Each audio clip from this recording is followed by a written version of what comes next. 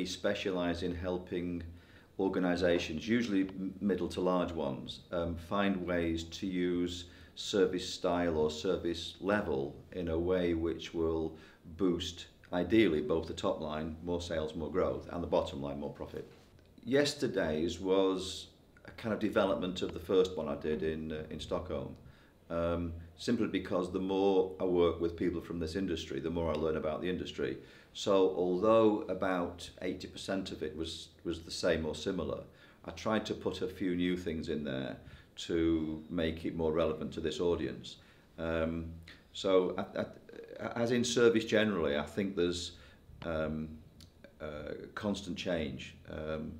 Constant's the wrong word. Exponential change in this industry, the same as there is in many other areas. So it would be no good bringing the same material exactly to the next one as the previous one, because it'll be out of date. So it was similar but up to date. In general. A simple word would be exponential, and it scares people when you say that very often. I was explaining yesterday that many organisations have been gradually improving their service on a pretty reasonable curve, if you like, straight line though, like that, like a continuous improvement in a manufacturing process. But customers' expectations have been increasing exponentially.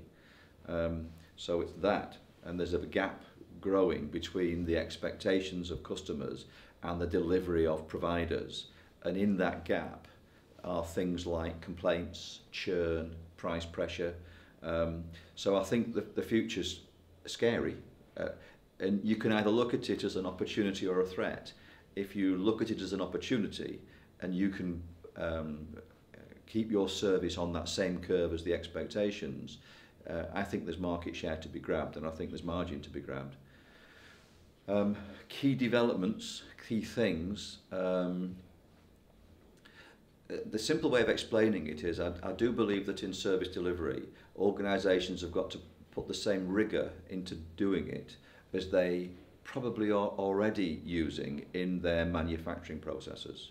So if you take very well known techniques like lean or systems thinking, where every little bit of the process is analysed and we look for removal of waste or improvement of effectiveness or whatever, well, you just do the same thing in service. Now, normally it's not done like that.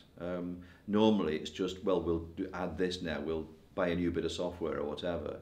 And I think that's the big challenge, to get to that degree of, one of the organisations I work with call it granularity, to that fine detail of every little interaction which is between ourselves and the customer, and looking at ways we could perhaps make some kind of gain on that and improvement in it.